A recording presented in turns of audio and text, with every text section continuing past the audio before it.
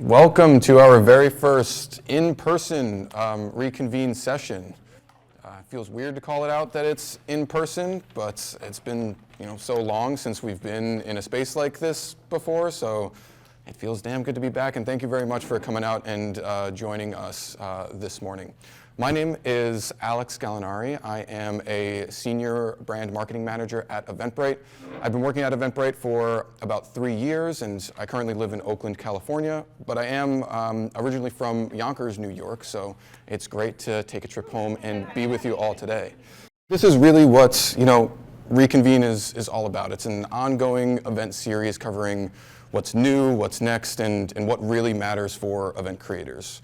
The series is meant to empower creators to share their experiences building and hosting events while passing along useful strategies for your events and organizations. Today's topic, as you know, is focused on nonprofit and 501c3 events for growth. We're going to hear some community-oriented strategies that are meant to drive growth, awareness, and even a little bit of joy. And we're going to talk about how events are a key component of those strategies. We know how much support nonprofits offer one another, which is exactly why we wanted it to be the focus of our very first in-person session. We wanted to create the opportunity to network and strengthen that support within the New York City nonprofit space and share insights from creators who are in the field. And we're going to hear from 3 incredible event creators today. First, we'll hear from Zarita Rix, who introduced herself. She is with Opening Act, a nonprofit that works to provide after-school theater classes to underprivileged youth.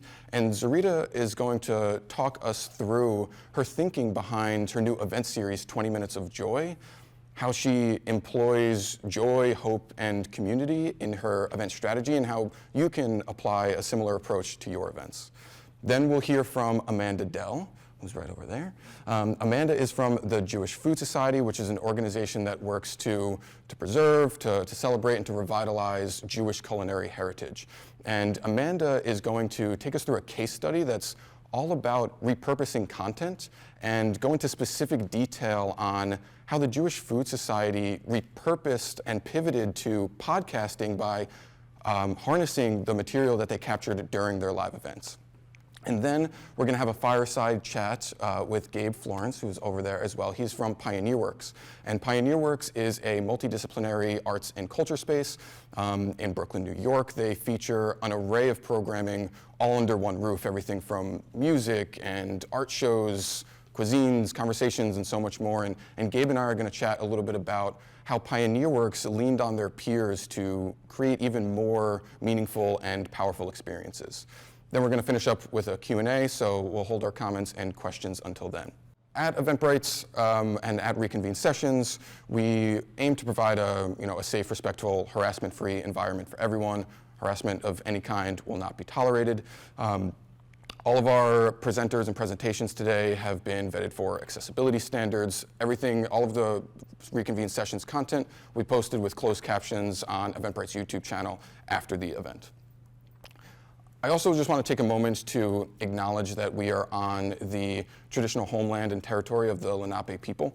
I make this land acknowledgement to offer even just a little bit of exposure to indigenous communities, to encourage us to think about what it means to occupy space on indigenous land, and to help undo the intentional erasure of indigenous communities throughout history.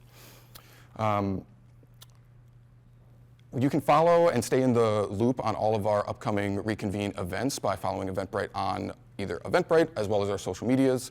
You can use our Reconvene hashtag to stay well connected on social media. I just want to mention that the beauty of these in-person events, we already kind of actioned this, but is that we can connect in a way that we just can't do in the virtual world. So if there's somebody that you haven't introduced yourself yet to, please do meet a fellow event creator, a new friend, and potentially a future collaborator. Without further ado, I'd like to introduce our first speaker, Zarita Rix.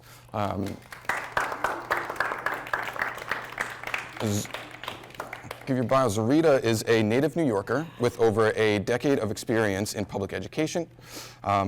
Before joining Opening Act in February of 2020, she was the Senior Director of Programs and Innovation at Change for Kids, and served in various leadership roles in the nonprofit sector. Please welcome Zarita Rix. Good morning, good morning. And so it's so funny, you hear someone reading about yourself and you're like, who is that person? And so I am Zareta. I am so happy to be here this morning. And I am probably going to stand, if you don't mind. And I'm going to use this stool as my assistant. And so did not bring note cards. I actually have my notes on 8.5 by 11 because I don't know if you all have experienced this, but with being on Zoom over the past 20 months, I don't know what happened to my eyesight, but I think my glasses are in my backpack. And I'm not quite used to wearing glasses just yet. And so I am going to talk to you just for a few minutes, 20 minutes of joy, reinventing your event culture. And here we go. All right, so who are we? Opening Act, we are nonprofit based here in the city. We center the voices of students of color through our innovative school-based after-school theater programs. We also have a college and career readiness program, talent development, and of course, you know, we do theater, so it's all about being live on stage and live performances. We take great pride in providing multiple pathways for our young people to define their success, right? So normally young people, they step into an after-school space and it really is just about that moment. But what we do as an organization is we've created a continuum or a pathway that we want all of our students to actually be with us for a number of years. So throughout the duration of their education, starting as early as middle school to post-secondary education.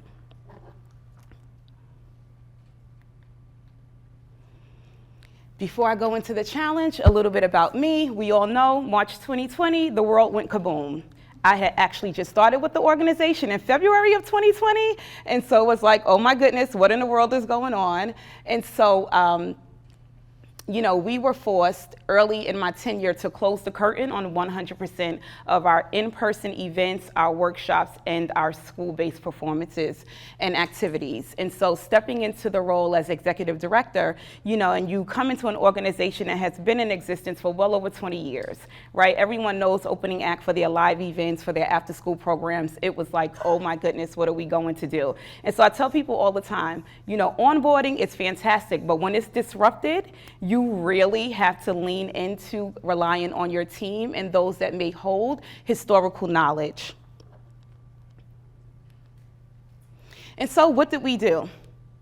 We reimagined our events. Over a third, as a nonprofit, over a third of our operating budget comes from in-person events. And so we had to shift 100% of our in-person events from the stage to the screen. Woo! I can't even tell you the amount of time that the team came together just to really think about, right? Okay, here we are, pandemic, we have to keep our doors open. What does it look like for you to reimagine an event that you've been doing for well over a decade and you could easily do it in your sleep? And so we redefined our focus. We took a step back. We said, what are the 3 things, right? I think initially we started out with 10 things, but we said, what are the 3 things that we want to focus on? And so 1 was hope. Number 2, joy. Number 3, community. Now, the entire world, there was a global focus on a health crisis and social justice unrest. And so we decided to create spaces that were not necessarily driven by fundraising, right? As a nonprofit, you definitely want to use your events to bring in and engage donors, but we decided to create spaces for people to come together and share the collective experience, right? And so for the very first time, our students, our donors, our staff, our broader community were all sharing the exact same experience, which was the global pandemic and the social justice unrest.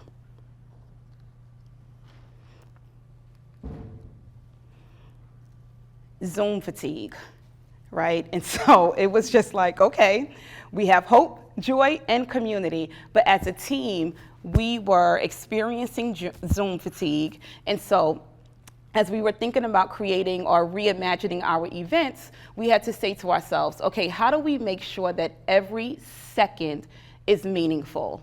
And so with the challenge of the abrupt shutdown, it gave us the opportunity to flex our creative muscle.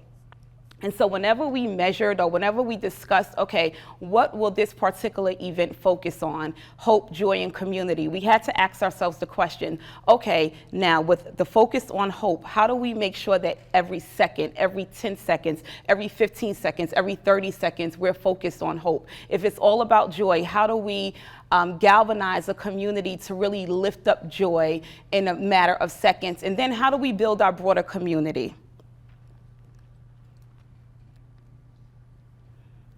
And so, this is like so appropriate. The approach, 20 minutes of joy. After trial and error, I mean, our first couple of events, we were like, yeah, we're gonna do it for 45 minutes. And then it's an hour and 17 minutes, right? And so then it was like, okay, we're gonna get 30 minutes. And then it was like, it's 43 minutes. And so we found our sweet spot, which was 20 minutes. And 20 minutes of joy. And what did we do? We played this safe. We said, let's talk to the folks that always engage with the organization, that are committed, that kind of know our history and are with us. And so we talked to board members, we talked to staff, we talked to other folks in the community, and we just asked really two simple questions. What are the non-negotiables for opening act events? And it was students, celebs, and fun. And then what made our in-person events so magical? Students, celebs, and fun. And so it was like, okay, you know, we had those three core components. And so we decided that we would create a series of events, 20 minutes of joy, and we would have students, celebs, and it would be fun. And it was really that simple.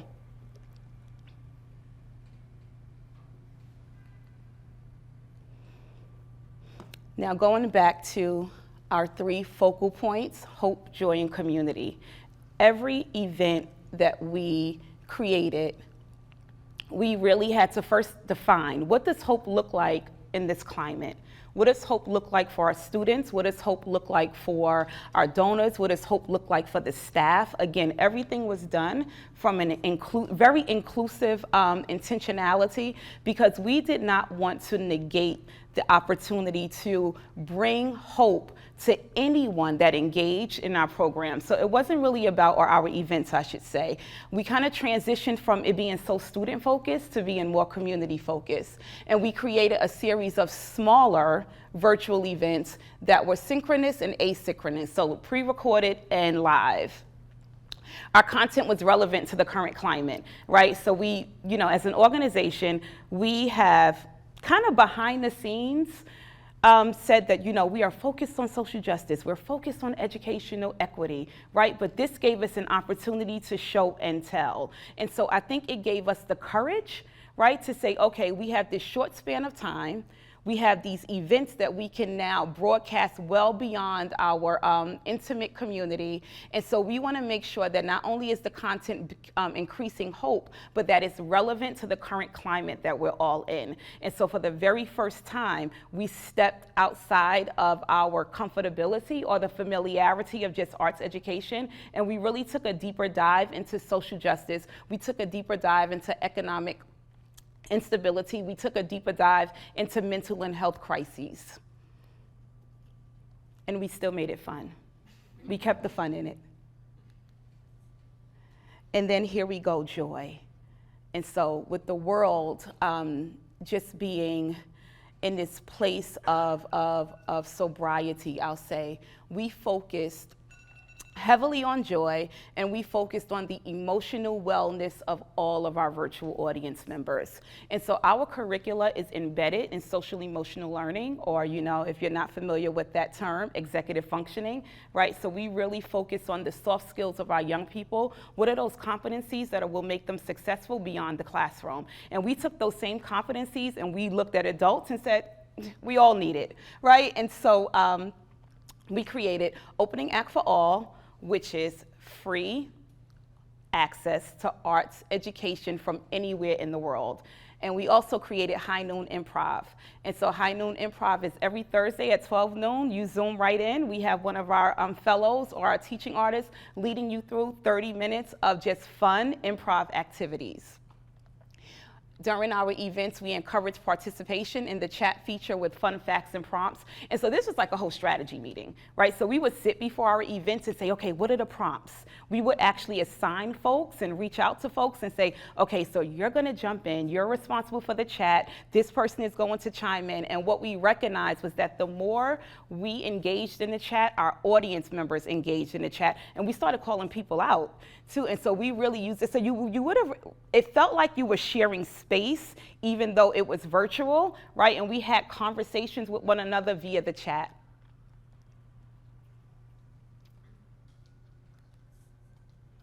And then finally, building, strengthening, and sharing community. We invited everyone to everything that we did. Every event we sent out not only an e-blast to all of our community of supporters, but personal outreach. And so I was reaching out to people who probably hadn't engaged with the organization in maybe 5 to 10 years and just inviting them because, again, our sole focus was to let the world know that Opening Act cares, that Opening Act is still here, that Opening Act is a space where we can build community through hope and joy. And we just leaned into as many innovative ways that we could to engage our audience. We elevated the importance of healing-centered arts education, and we kept it fun and mission-aligned. And so even in our e-blast communications, to invite people to our virtual events, we just made sure that there was a statement about hope. We made sure there was a statement about community. We ensured that there was a statement about joy. And again, we kept it fun, right? We're a theater organization, arts education, right? And so although it would have been easy for us at that time because we work with vulnerable communities to kind of like mission drift and try to focus on all of the things that were impacting our students, we had to stay true to the core of the organization, which is keeping it fun, elevating the voices of young people, and inviting our donors and our supporters for once to actually be in the moment with us.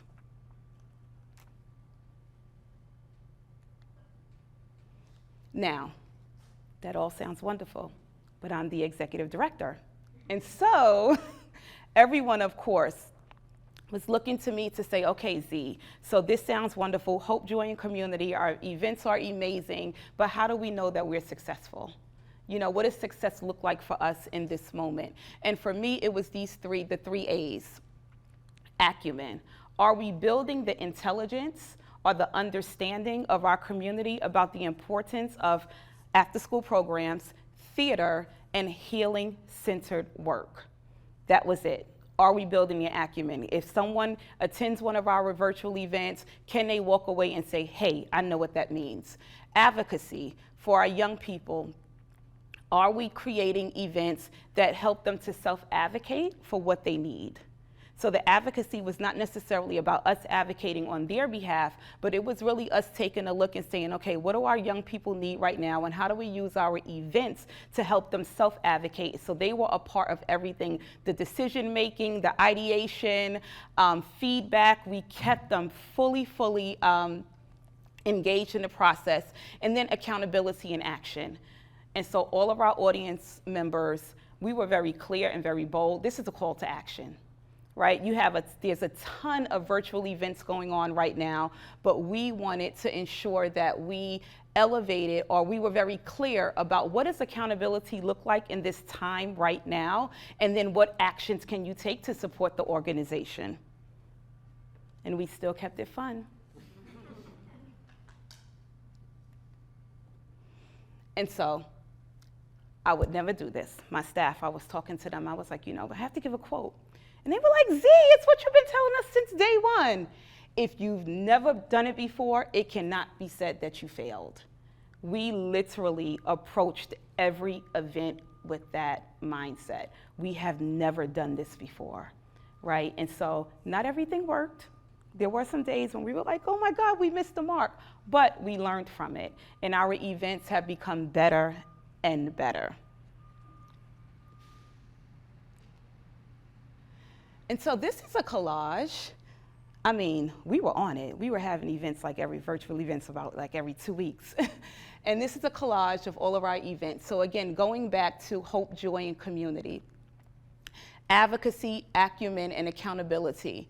You know, the far right, leveling the playing field for young artists, for young Black and brown artists in New York City. So we invited some influencers. We reached out to local officials. We had Jumaane Williams, and he gave just a great testament of how arts education was so important and critical to his success. We have on the far left our middle school Summer Arts Institute. So, you know, we got our young people together from middle school and we held a couple of events. There we are with our 20 Minutes of Joy. This particular event, we spotlighted one of our alums and I just had a dynamic conversation with him. We have our Yes Fest here in the middle, second row. And that was 2 days, oh my goodness, 2 days of virtual events with all of our students showcasing their talent. And then we had our annual gala. And so I felt like after, I was like, we need to maybe go into production. Because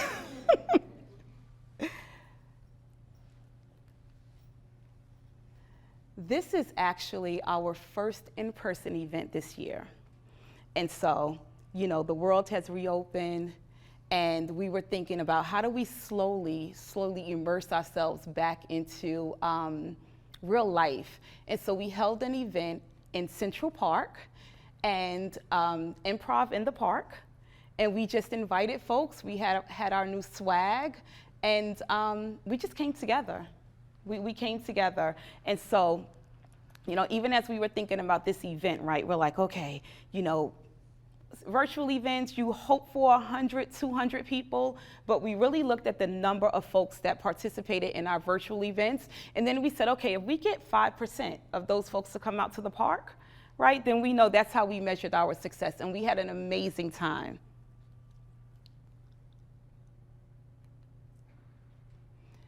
And so I can actually show you better than I can tell you. And so I'm gonna let Chris take it over.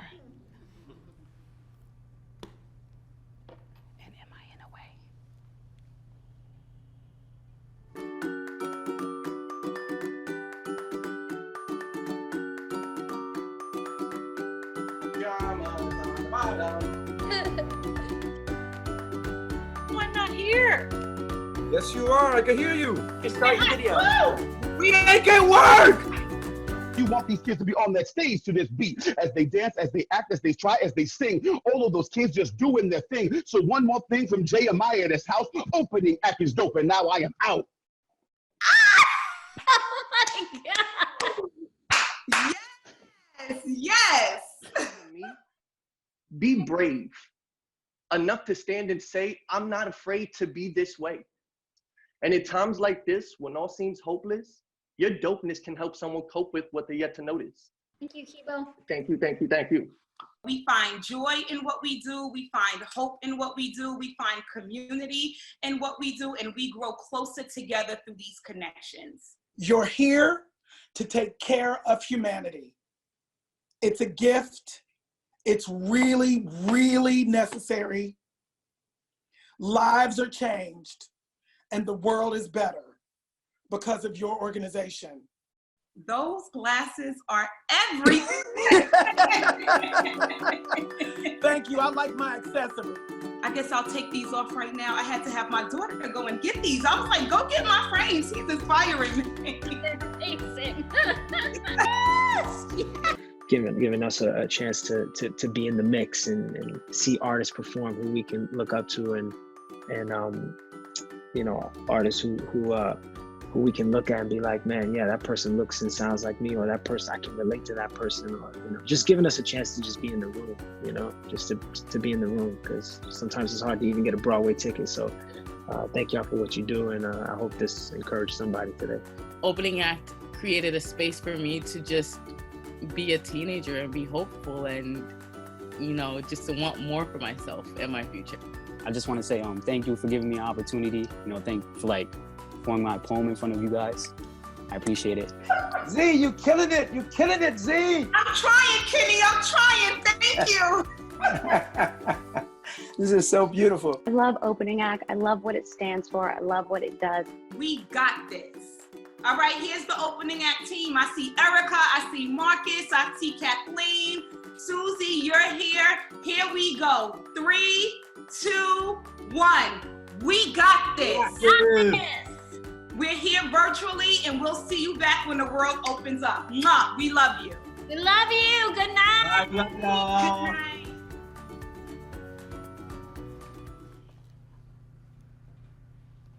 Thanks, Chris. Well, every time I see that, I get a little teary-eyed because this was actually a month into the pandemic. And so I'm gonna actually read what I have on my paper. You know, when I think about that event and I think about it was our first big virtual event, and had we not focused on hope, had we not focused on joy, had we not focused on community, we probably would not have had such a successful gala, virtual gala.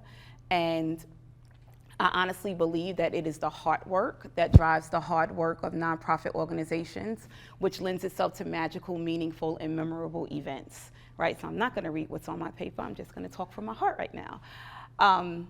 When I think about reimagining events, especially now, I'm not gonna say post-pandemic because we're still in it.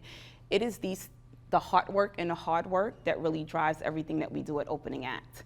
And so we don't negate that this is hard work. It's very hard work, trying to fundraise in this climate, trying to make sure that you fulfill your mission and your obligation to your constituents, trying to make sure that as a staff, you know, you stay inspired and you stay you know, on top of your day-to-day task. But at Opening Act, not only with our events, we always remember that it's hard work. It's hard work, and the events are the hard work, but together we can do it. And so, I'm still choked up from the video, excuse me. I wanna say thank you all. This was absolutely amazing. You don't often get a chance to talk about what happens behind the scenes. And so kudos and a million thanks to the Eventbrite team for having me here today, and for all of you just listening and being a part of this just super amazing in-person, in real life space. Take care.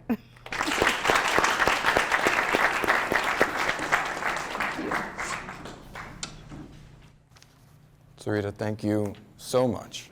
I wasn't at that event, but you were getting teary-eyed, I was getting teary-eyed. You've brought more joy into my life today, so thank you so much. Our next speaker is Amanda Dell. And Amanda is a third-generation New Yorker. She is the program director of Jewish Food Society and the host of Schmaltzy, which is a podcast that explores the intersection of identity and food through live storytelling. Prior to joining Jewish Food Society, she was the co-director of Food Book Fair, a bi-coastal biannual festival of writing about eating. Her past life in restaurants included guarding the guest book at Gramercy Tavern, and she never turns down a good Negroni on the rocks. Amanda and I have an appointment after this meeting. Please join me in welcoming Amanda Dell.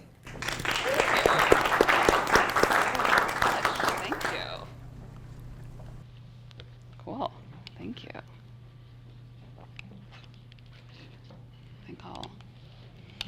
I think I will wear my glasses. Everyone, if anyone needs a little stretch or anything, feel free to get going on that. Okay, I need to get it in this place that I'm supposed to be.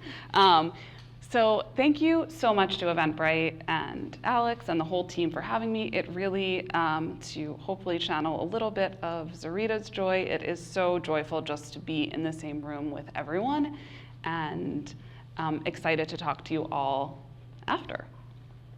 As Alex, in his excellent introduction, shared, today what I'm gonna do is a little bit of storytelling. Storytelling is really all about finding something that will resonate with everyone, no matter what the story is about. And at Jewish Food Society, the core of our work is storytelling. And so we do that in many different ways. And I'm very excited to share how we transitioned, reimagined one of our live events called Schmaltzy into a podcast. So I will take my clicker. Everyone still with me? Yep. Okay. So first things first, what is Jewish Food Society? So I don't think we're quite a household name yet, but hopefully we are heading that way. So we are a nonprofit organization. We're based here in New York City, and we have a very simple mission. We work to preserve, celebrate, and revitalize Jewish culinary heritage from all around the world. We do that in a variety of ways, but the core of our work is a digital recipe archive. So we are building an archive with family recipes from places as far apart as Ethiopia, as Sweden, Japan even, and of course right here in New York.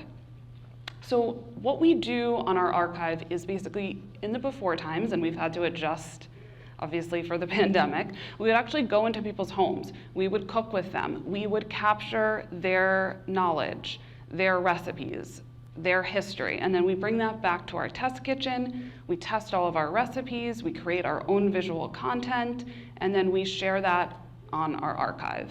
And really, the motivation for doing this work is these recipes and our cultural DNA is really in danger of being lost. So that is why we want to capture these incredible stories and histories and be able to share them in a format that we feel like is inspiring and accessible for everyone. So this here is a Rosh Hashanah dinner from Chef Inat Admoni. I don't know if you know her. She has restaurants in New York, Taim and Bella Busta. And this is a table that's inspired by her Iranian, her Moroccan, and her Yemenite roots. So my job as program director, I get to have a lot of fun because what I do is I bring this recipe archive to life. So I get to imagine and create events that will bring this archive off of the page, off of the screen, and into real life. And so really events were the cornerstone of what we did at Jewish Food Society.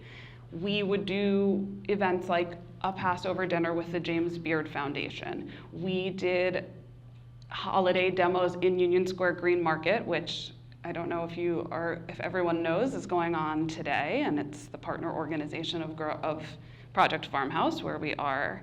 And so we would head to the Green Market where there would be thousands of people, and we would feature a recipe from our archive and show people how they could use Green Market ingredients to make one of our recipes. So events were a big, big part of what we did. Our signature event, which we have done many times in New York, San Francisco, Tel Aviv, is called Schmaltzy. Schmaltzy is a storytelling and tasting event that really became our flagship kind of cornerstone event. A little bit more about Schmaltzy. We invite 5 leaders in our community to take the stage to tell a very personal and poignant story about a crossroads in their life, about a decision that needed to be made, about something that maybe completely upended or changed their life. And so they come to the stage telling this story completely from memory. The story also, in some way, is about a food and how that food played into their story. So this you'll see here is Zoe Kanan. She's a pastry chef here in New York. She is telling a story about her grandmother's honey cake, which I'll tell you a little bit more about later. And one of the best parts of Schmaltzy, I think, is that after everyone told their story, we got to taste the food behind the story. So it was a real party. So, to say that we had to think about things in a completely new way when we couldn't gather in person is an understatement, for sure, as I think many organizations, shared as their experience. Okay, well, I don't think there's any surprise here. We know what happened. All of a sudden, we were in a global pandemic. It was a deeply unsettling and, just a time that was fraught with so much anxiety. We had never been in something like this before. And, you know, as many other organizations, Zarita mentioned, that we had to transition into virtual programming. It was never something we did before. My joy and my pleasure in life has always been gathering people in person. How can, you know, and really just feeling that energy in the room. So we experimented a lot. Some of our virtual programs were successful, some not so much, and we, you know, had to adjust and move from there. I think that one silver lining that happened during our exploration into virtual programming was really being able to see that our community could tune into our events from all over the world at the same time. And I know it seems obvious now, but it was something that I, as a program person, didn't really think about as we were creating our events. And so we would, you know, see people tuning in from Paris or tuning in from South Africa, and we would all be in the same room, quote unquote, together. And so as we started to think about the next phase of what our virtual programming would be, and we really asked ourselves the question, how could we inspire our community around the world? How could we engage with them? How could we bring them some sort of comfort in this time of deep uncertainty? And in the back of our minds, we were always thinking about this amazing thing that happened where everyone could tune into our virtual events at the same time, but not be in the same place, and how actually that was a huge positive. So we, you know, we really came together as a team and thought about what the next thing that we could do that would be inspiring and that would be something that, you know, we could bring to the next wave of our virtual programming. Okay, then we had an aha moment. We were sitting on what I lovingly refer to as audio gold. We had recorded all of our live stories from our Schmaltzy events. And we had, you know, this incredible audio saved. We didn't know, you know, exactly what we were gonna do with it at the time. And so we went back, we listened to every single story that was ever recorded at a Schmaltzy event and kind of thought about how we could transition that into a podcast. And we kept this format very, very simple. Schmaltzy episodes are comprised of a live story from the stage, and then I get to sit down and have an interview with the storyteller. Now, the interviews are a place where we use the story as a jumping off point, but what I'm most interested in the interviews is themes that are universal. Love, loss, family, and of course, identity. So this is just a little trailer that we created when we launched Schmaltzy about a year and a half ago, 2 years ago in September. Is that right? We are time is fluid these days. We created 2 seasons and we are working on a 3rd season now. So this is our trailer when we first launched. From the Jewish Food Society, I'm Amanda Dell. And I want to tell you all about Schmaltzy, a new podcast about storytelling, food, and everything in between. For the past 3 years, the Jewish Food Society has produced Schmaltzy. There is no gathering of Jews anywhere without food. A live storytelling event where celebrity chefs, grandmas, tech entrepreneurs, and culinary mavens told personal stories about Jewish food. I never knew if I was waking up to a chopped liver in the morning or a horse's head. And then I get up and I start passionately explaining my love for gefilte fucking fish. And I was met with blank stares. There were tears. If you know anything about chemotherapy, you know that it does a number on your taste buds. At one point I said to him, if it gets to the point where you weigh less than I do, I'm gonna be really mad. There were laughs. Fantasy rolls are what kosher Jews call dragon rolls, because dragons are not kosher.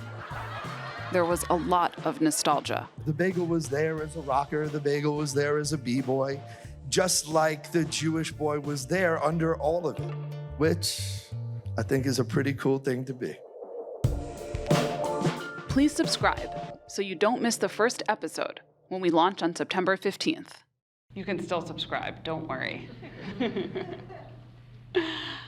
So, as I mentioned, we have done 2 seasons. We're working on our 3rd season, and now we have a moment to reflect and think about kind of how we did it, how we are doing it, what we want to do for the future, and I hope that these takeaways are helpful as you might be building some of your programming or reimagining how you want to use pieces from programs that you've done in the before times.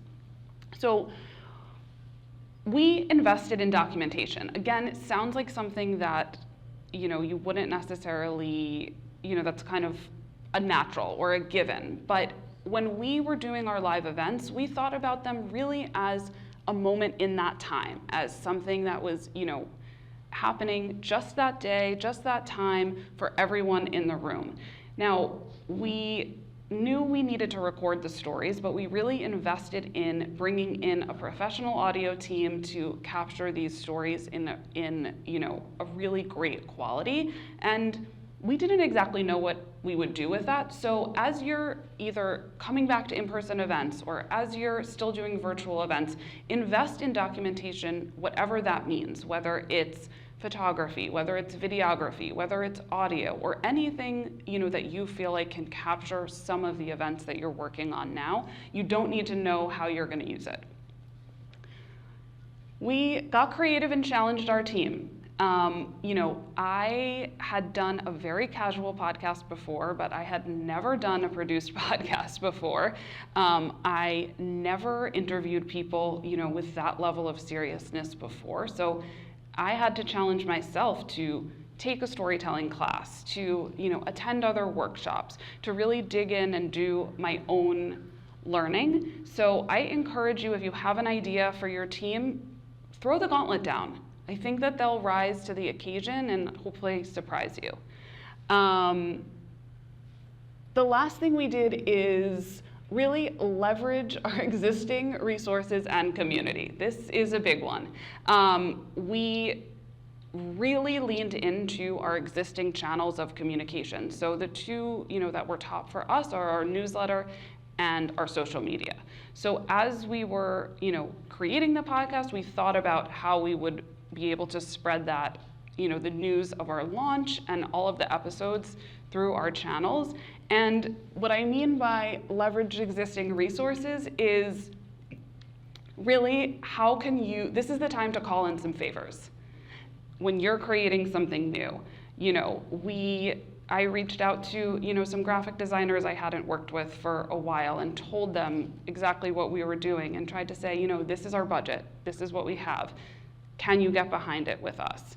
We, reached out to musicians to create our music, and just that, this was something that was, probably not in their wheelhouse of just creating a short little, music to start a podcast. They had been working on way bigger projects. So it's just a time to call in the favors that you want to try to get done in order to move your project, forward.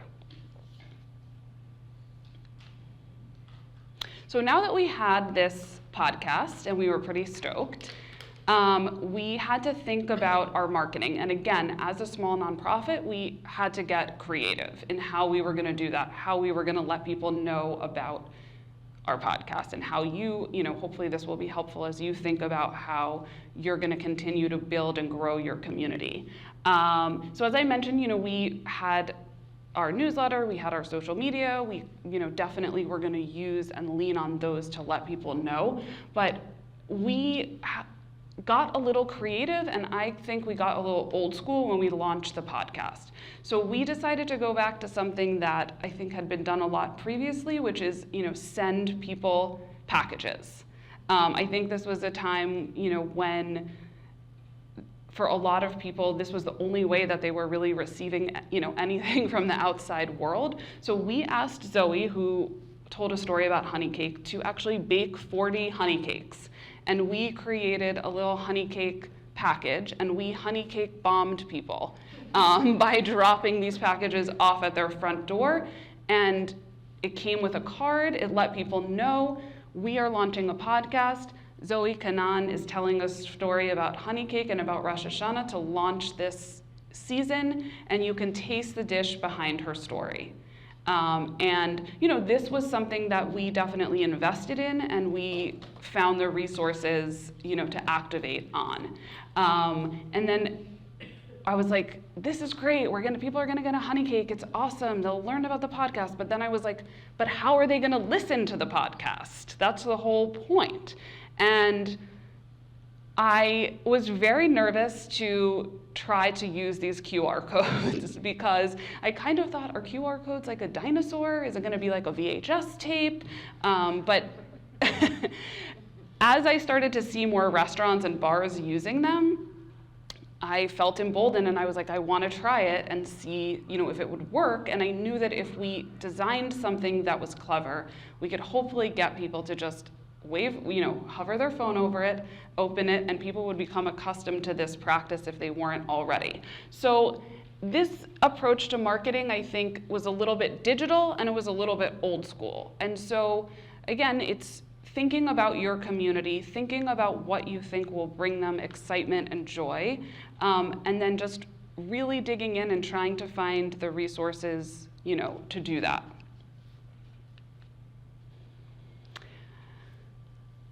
There were a lot of difficult days in making the podcast or making any new, project and being in the depths of this pandemic. But I share this quote with you as, encouragement, and it is the quote that I refer back to all of the time to let me know that I'm on the right path.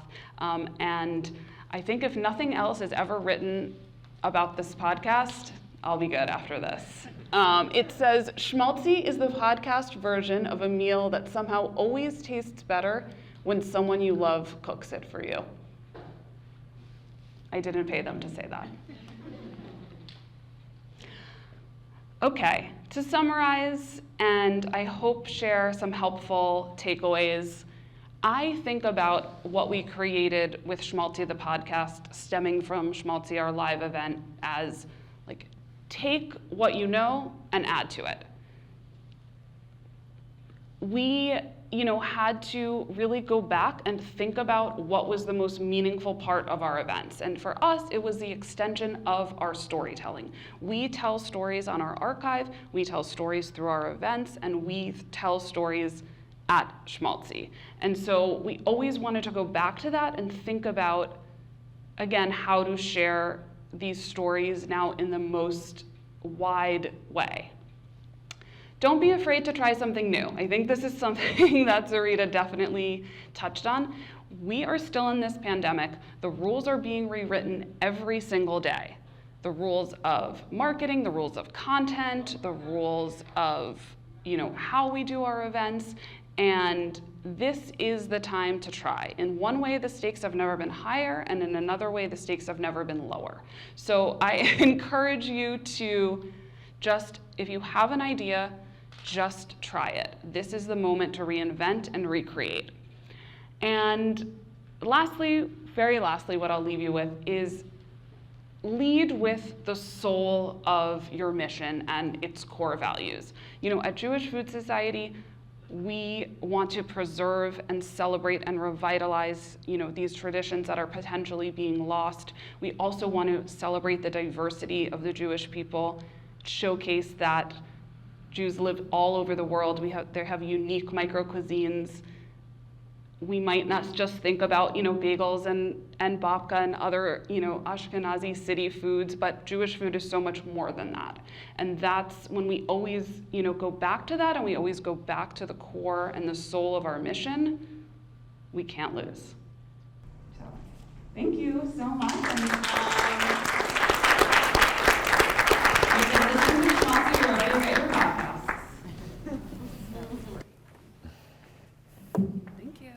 Thank you. Alrighty. Amanda, thank you so much. You're making me hungry, and I can use a honey cake. I can't help with that.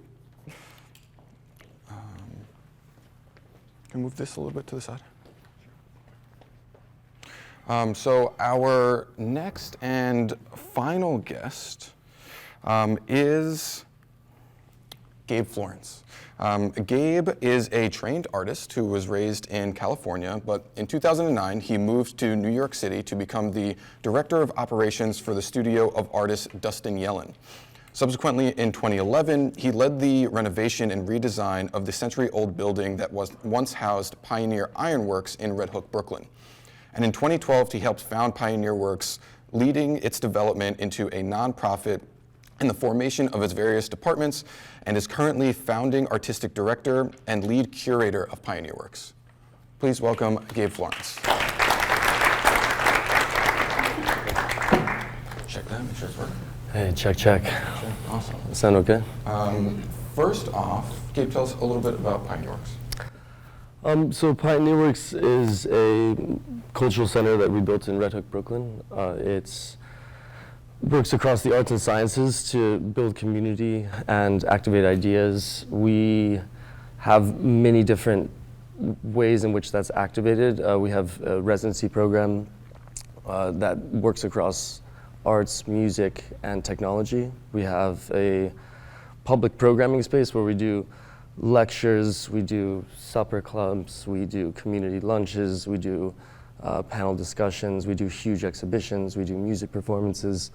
Really kind of like to stretch things into not being limited in terms of what we program. We also do publishing, so we disseminate ideas through publishing books, publishing records that are often made in the space with the community that we support there. And also we got into the online space recently, so we do online content and things like that. We like to say, like, every time I describe Pioneer Works, it's kind of, it changes in our head, and we're always trying to trap it into like, what's your statement, what's your mission statement? And I think for us, it's kind of like people are like, well, you do everything, and it's less about doing everything and more just about not being limited in terms of the possibilities of what we can do. Not being scared to fail in certain areas where you're not experts in. And also just being principled about, we believe that culture needs to be as accessible as possible. I think the baseline is to be free. So 85% of everything we do is free, but that's kind of the lowest bar, I think. So beyond that is, how do you really activate your communities around you, work with local partners? We're generalists. I mean, in this room, there's so many different people working different nonprofits, and almost every person that introduced themselves today, I was like, oh, we could work with you on this, we could work with you on this. And the thing is a lot of times, I think you isolate in your body, you isolate in a business, you isolate in your nonprofits, and it's hard to do the work, but still to listen and let people know you're there and to talk to different people in community. So it's always amazing, like, what you don't know in the cultural communities of, like, I don't know about half of these people and the work they're doing. So we always just try to be very open and make sure that we open our doors as much as possible to, organizations. Awesome. And like our other creators, I'm sure the pandemic presented some, incredible challenges for you and Pioneer Works, and I'm curious how you coped with those unprecedented challenges. It was just all so easy. I mean, man, it was extremely, extremely difficult. And it's interesting, we went through Hurricane Sandy. I don't know if everybody remembers that, but our building flooded 5 feet. We were just getting off we just had our nonprofit status just kind of cleared. We finished major, first construction, and it's like everything was destroyed. And it was the hardest, it was the most beautiful thing I've ever seen in terms of, I was swimming in the water, and then it was like the hardest work I've ever done probably for the next year, but it pushed us ahead 2 years. And I think this pandemic, which we're very much still in, and I think we also all have to appreciate that we're in New York City and we're really lucky, but the world is still very much in it. But we completely had to re-navigate how we thought about almost everything and make really hard decisions. And we couldn't keep everybody working there, and it was really sad to have to make some hard decisions. but we did a lot of things that we wanted to do for a long time, like digital content. I think we all were like, we need to get into digital space. We were planning it for 3 years, and we're just like really carefully kind of setting it up, and then it happened, and you're like, all right, we're gonna do this, this new thing we wanted to do. And I think that the idea of coping, of like, how do you keep people also inside of the institution sane? How do you keep connected when you're in these, when you're used to this kind of, the privilege of being together? I think the privilege of like, you can just bump into someone and an idea comes, and on Zoom in this kind of like, very difficult space to communicate, to think of creative problem solving, and we're not so good at like, logistics and planning and these things that you have to be like really methodical about. And so it was really difficult emotionally, it was difficult financially, truly. But the good thing is that you really can take a minute to reflect. What have we done in the past 10 years, and really feel that the community like really supported. I mean, it was amazing, the people that came out and supported us. We had a gala coming up, we sold a lot of our tables already. Everyone gave money. We were setting up actually to, Pioneer Works was privately purchased initially by the founder, Dustin Yellen, and he sold the building to the foundation for a huge discount, but it was a lot of people who raised the money to do that, and we thought it was all gonna fall apart, and instead of it falling apart, it all came together. And you know, the whole Zoom virtual community, now it's like, I hate Zoom probably more than most people in this room. But, you know, now it's like you can take some meetings on Zoom, you can communicate more to a global community that you kind of expand. We really expanded during that time. And so now life is more fluid. You know, all of these things, technology is just a platform. So to go between analog and technology in this more fluid way, like we really learned a whole lot. You know, we did like certain things. We always about a global culture, global community, global audience. And we did this one event, 24-hour Ragas, which is a 24-hour Indian classical music concert we do every year. And we did it online, and it was filmed like in Rajasthan, all over India, and all over America. And we had people donate, and you saw the people donating like their names and where they're from. And there were names all over the world, and it was just like a beautiful 24-hour moment. And it was the first time where I was like, I'm gonna miss this if we go back to the real world where it's analog, you know? And so there's those beautiful moments that happen out of it. But we survived, and we're surviving, and it's like, really, when you feel that the work you've done comes back to you. And so I think we're all really grateful that we're still standing, and standing stronger, I think, than we were. Yeah, I mean, that's beautiful. And you mentioned a couple things that I'd love to dig into a little bit more. You talked a little bit about the collective power, your community supporting one another. You also mentioned, you know, that self-reflection. And I'm curious if you can give kind of some specific examples of what came out of that reflection, like what things were reassessed. Well, when the pandemic happened specifically, we were like, what are we good for? First of all, like how can we serve the community? And I think you have to think locally first. I mean, the first thing we did was provide tech support for some of kind of like the local schools, local nonprofits, which we worked with for a long time. And also we were like, there was a food situation. There was a lack of food. There was a lack of accessibility to it, information about it. And so we decided to work with our local partners and restaurants that we work with, and we hired local restaurants and chefs to make food, and we'd pay them, and then we'd give free lunches and distribute about, I think, 200 a week to the community, and then provide tech support. Like we helped them do kind of a virtual prom at the local school. And there's just a lot of ways we're like, okay, this is ways that make sense in the community. I think that the moments of like reflection were really about, you within kind of also being like, you get a certain amount of success. And I think that there's an inertia to success. There's an isolating factor that I kind of talked about before, but it was really a moment to be like, people came and people needed us. And we really needed them to figure out what to do with ourselves. And so it was a really nice moment of cross dialogue that I think happened in a really beautiful way. Yeah. Awesome. I got one last question for you, and it's if you had to give one piece of advice to the other nonprofits in the room today, what would that be? I think to kind of come back to I mean, I think have fun is really important as well. Because, you know, you have to take this work serious. I think we all have this privilege, like, you know, we live in a very capitalist, brutal society, but the nonprofit space is like this natural subversion, right? It's like we take money that people don't have to pay taxes on, and they give it to us, and we can use money not to make more money. And it's like, that's really, it's so beautiful because it's a really rare space. And I think it's also kind of a new, obviously foundations have been around for a long time, but the culture specifically, even in America, is very specific. The culture of philanthropy and the culture of giving and the culture of what we can do through that, I think is like, it inspires me every day. And you have to believe in your work to take money from people. And I mean, I think for us, it's like you have to know that you're doing good with the money. And how do you pay people? How do you treat your employees? Who you're allowing to work in the space? Internships you should question. We don't do them really unless they're like, you know, for underserved people or through college programs. You really just be conscious and make sure you're not doing things for the sake of them. I think the pandemic was that moment of like, why are we doing all of this stuff? And we're having these events all the time. We're filming everything. Are we doing anything with the content? So, I mean, I think the idea of advice, like, you know, you can't really teach someone like this is the way to do something because we all have our own systems that are totally unique.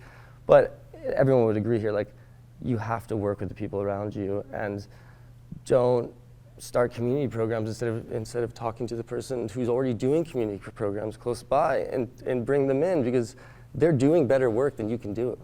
You know, there's people doing better work, so don't do things for the sake of them or for tokenism or for just like the idea of like, yeah, we do this thing. It's like, no, there's other people doing it.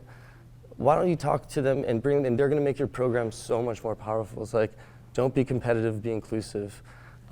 Please try and be free, you know. And I think there's a shift of the idea of accessibility in cultural institutions that is really sad sometimes, you know, and like there's reasons for them, but I would question those reasons. I think, you know, don't mimic and try and listen and learn and be, you know, be fresh and follow the trends of society. Like society is telling us what's wrong and what to do about it, and I think we can all like listen and actually do something about it instead of just like being successful and, oh, we're so cool. So yeah. I love that, Gabe. Thank you so much. You know, at this time, I'd like to invite our other speakers back up. We're going to do a live Q&A. So we get started. What will you bring to the live events that you enhance from what you've learned from the virtual events? We have always been like, you know, do less, amplify more. And the idea of now, we first started setting up these small events of like 40 people, and a lot of them were actually not very accessible because we couldn't do a large public event. But we made sure that the content that came out of it was free and that content was freely distributed. So it kind of changed one principle, but it allowed us to say, we need to do this every time in a thoughtful way and not just film things and put them in terabytes of archives. So it really did, it completely changed it, and now it's adapted into our system. Yeah. I'm still learning. I think one of the biggest lessons that I've learned is technology is our friend. And we are now looking at our 2022 events, and they will be hybrid. And so it really is about continuing to engage with our global audience, because we have so many new people that have joined the community because they had access through technology. And so as we re-immerse in society, not forgetting that we have now been able to galvanize a community of people who are really interested in the work that we do. And even looking at our communications, being a little bit more intentional about the folks who may never visit one of our workshops in person, but again, bringing that hope, joy, and community, making sure that's translated across all of our communications, digital, in person, and so. I'll add one quick thing, which is that, yeah, it's a little technical, but it made me come to our events with, or we started to return to in-person events, more in the magical moment pre-Delta. But it made me come with definitely more intention and also more focus. Like I think previously in-person events, especially if they were large, like you do have, of course you have a run of show, you have a timeline, you know what you want to accomplish. But I think what virtual events showed me is like when everyone is meeting online, you have a finite amount of time, and what you're going to do in that time is laid out extremely quickly. It's extremely specifically.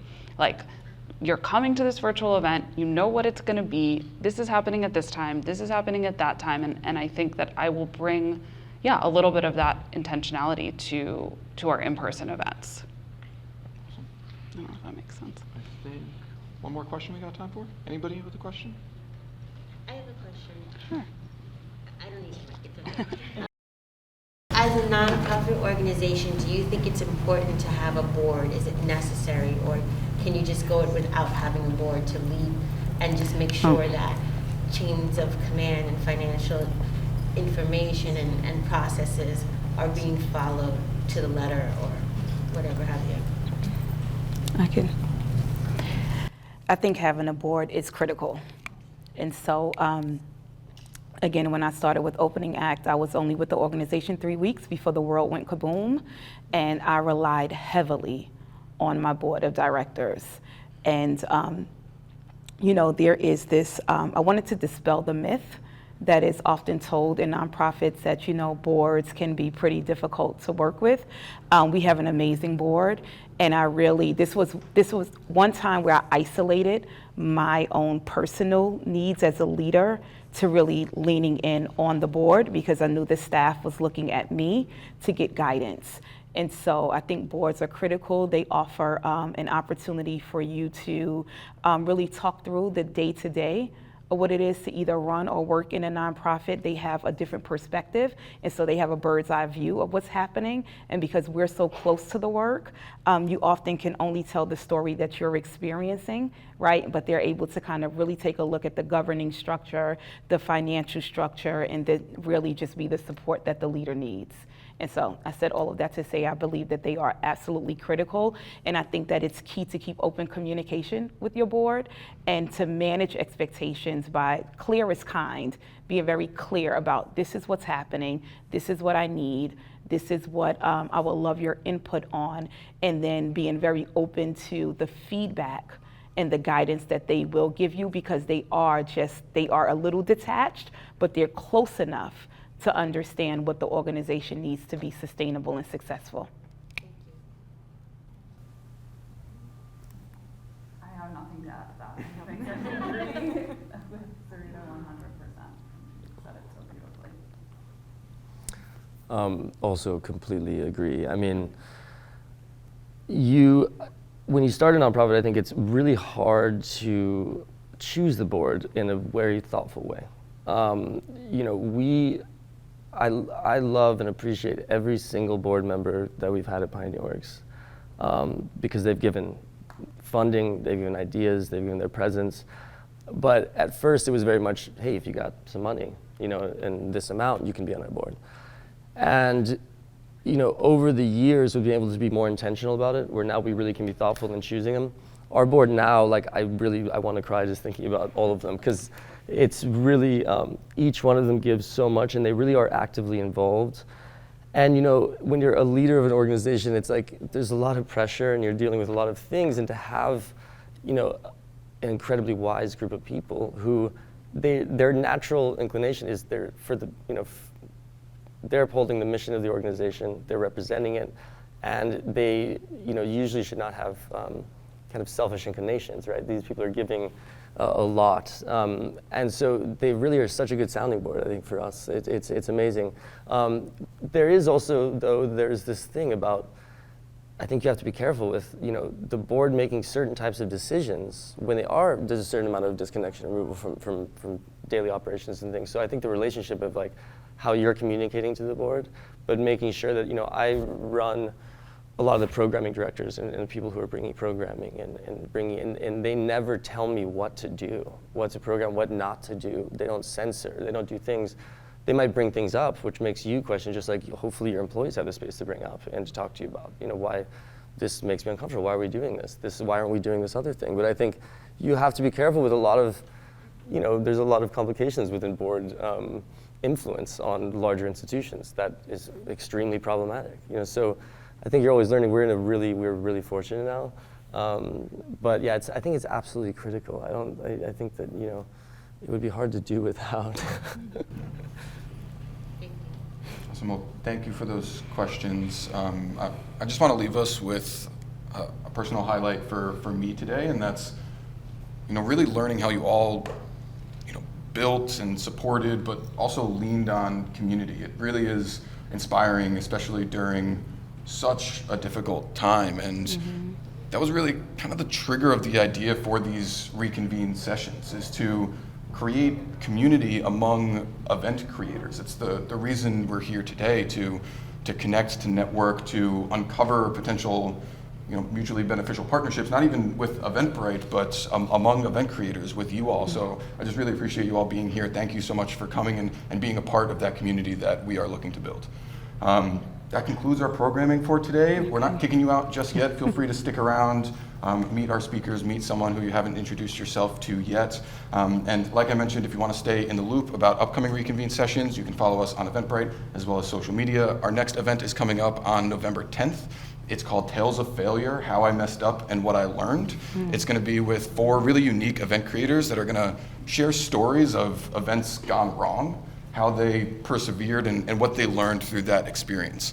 It's going to be a virtual event. We're going to stream it live on YouTube, and you can register on Eventbrite just to make sure that you don't miss it. But thank you all again. I really appreciate you coming. Awesome.